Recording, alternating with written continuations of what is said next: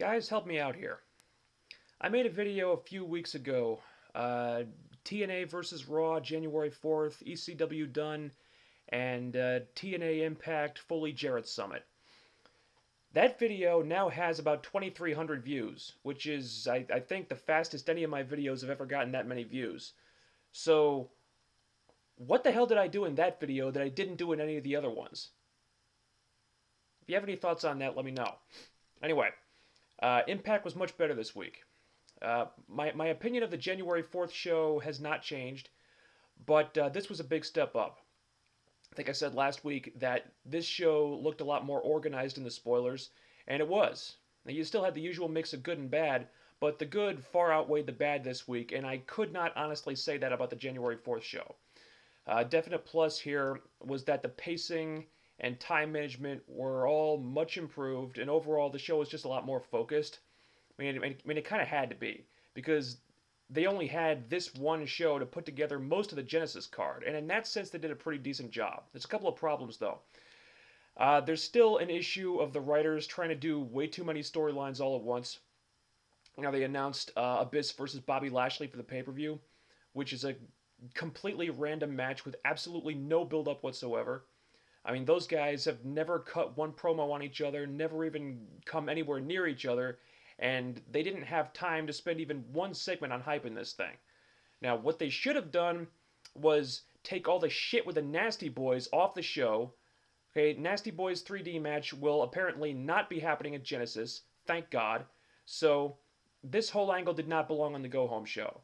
Alright, they don't belong on the show, period, but if you absolutely have to do this feud, then you should have saved this trash for next week and given that time to Abyss and Lashley so they could at least do something to hype up their match. And you could say the same thing about the Motor City Machine Guns versus the Young Bucks. Great, exciting match. But other than debuting the Young Bucks, now Generation Me, it had no reason to be there.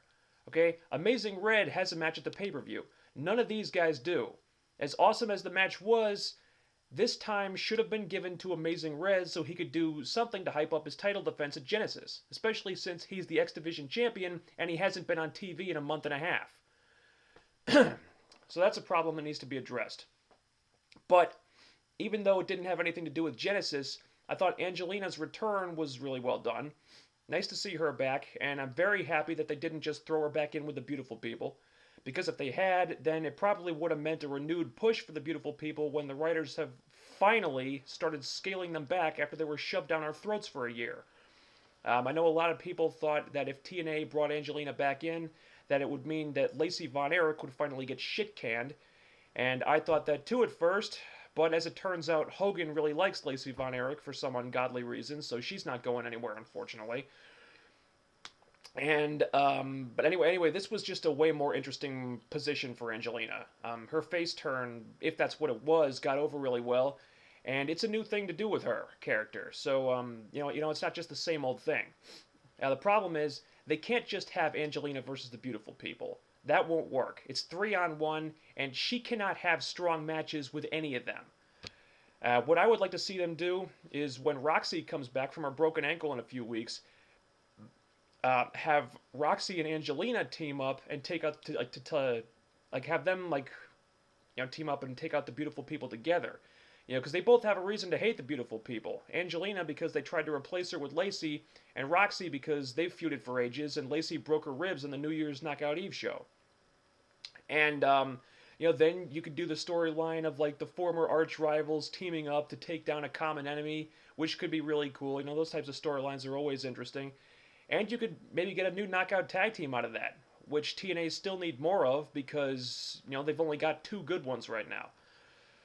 But aside from that, some other positives about this show, actually announcing the main event ahead of time and promoting it throughout the night for once. I know that seems like a no-brainer, but normally the TNA writers just don't think they need to do this for some reason, even though it means the ratings take a dive in the last segment most of the time. Desmond Wolfe finally getting a strong win over somebody. It's idiotic that they didn't save Desmond Wolfe versus Samoa Joe for pay-per-view, and it was stupid that they got less than 5 minutes to work, so the match won't mean as much as it should. But Desmond Wolfe needed to get a big win over someone to reestablish himself, and that's what he got. And while I'm talking about Desmond Wolfe, I have to ask, did you see the new episode of The Spin Cycle? Because if you haven't seen it, go watch it right now. It's a damn shame that this did not air on Impact, because that whole exchange between Desmond Wolfe and the Pope was the best thing TNA did to hype any match on this entire pay-per-view. This is the match I'm most looking forward to right now because of the promos they cut on each other. Awesome. Definitely go check that out if you haven't seen it. And as for the new arrivals last week, it's a big mixed bag. There was no Jeff Hardy follow-up whatsoever. So, yeah, TNA really dropped the ball with him. Shannon Moore wasn't there. Orlando Jordan was nowhere to be seen. Thank God. Ric Flair was on the show, but they're really not making a big deal out of him at all, which kind of seems like a waste to me. So I don't really understand that. And then there's the Nasty Boys, who are just horrible, just repulsive, repugnant, repellent. They are so fucking awful that I would much rather watch Kip James, Some Jobber Bolt, and Hornswoggle. Get these has-been idiots, these fat, disgusting slobs, these pieces of human trash off my fucking TV screen. And I guess the last one was Sean Morley. I think he's the last one. Yeah. Anyway, Morley, I really don't know what to think of him, honestly. And with all these other people, it's a clear yes or no. But I'm on the fence with this one. I'm not saying Val Venus wasn't a talented guy that WWE could have done a lot more with, but he's closer to the end of his career than the beginning at this point.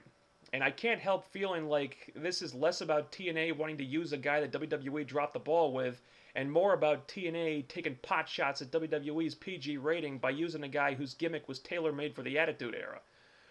I will say that the segment with him and Daniels was pretty good, even though I have no idea which one of them is supposed to be the heel. So he might turn out to be a good investment, and he might not. You know, I would have gone after some ROH guys instead, but, you know, having Sean Morley on the Genesis card is a hell of a lot better than having the Nasty Boys on there. So, generally, not a bad Impact this week. After Impact, they had the premiere of the TNA Epics show, which is, I guess, a show where they're going to be airing all, like, the classic matches from TNA's past. You know, I enjoyed it for what it was. I thought it was a good show. I think it's a fun idea, and the matches that they showed were great, because they were focusing on Kurt Angle. But if TNA were looking for new programming, I would do a second weekly show, because they need that extra screen time, clearly. Also, this was the night that they premiered the new Impact pre- and post-show on the website. Honestly, I was disappointed with this. I was a big fan of WCW Live back in the day, and I was hoping that it would be like that show where everything was a shoot, and you could call in and stuff, and like voice your opinions and ask questions and stuff. But instead, everyone was more or less in kayfabe, which is stupid because you're catering to the internet fans with this. And the whole thing was basically just one big commercial for their TNA house shows and merchandise and the pay-per-view. You know, it was only the first show, so I'm not gonna give them any crap for it. But yeah, this was kind of a letdown. So hopefully they can improve on this and add new content and stuff. Maybe switch to a shoot format, because I like the idea. I'm glad they're doing it, but the execution needs work. And that leads us to Genesis. Kind of a good news, bad news situation is that the Nasty Boys will not be wrestling on this pay-per-view after all. Thank you.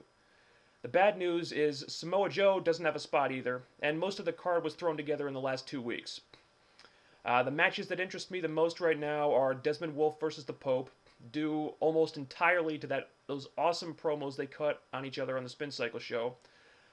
Kurt Angle versus AJ Styles, which will be great, but they already gave that match away for free 2 weeks ago, so I'm expecting Kurt Angle to win. And Amazing Red versus a mystery opponent that will probably be Brian Kendrick. That's who I think it'll be. But anyway, that match has zero build-up, but it should be a good match regardless. And also, I think Daniels versus Sean Morley should be pretty decent. So they got some good stuff here, but the January 4th show got priority over everything else for weeks. You know, there was 1 week where the show didn't air because of the holidays, and then they had the New Year's Knockout Eve instead of Impact. So the build-up suffered a lot. The card isn't terrible, but outside of Desmond Wolfe and the Pope, there's really nothing here that I've got a burning desire to see right now, so I'll probably stream it. And with any luck, they'll put on a good show and then hit the ground running with the Against All Odds hype. And, all right, one more thing. As some of you know, I went to a TNA house show last week, and I documented the whole thing. Took a shitload of pictures, and I uploaded a bunch of the pictures and a couple of videos too. They're on the Twitter page right now, twitter.com/therealfk9.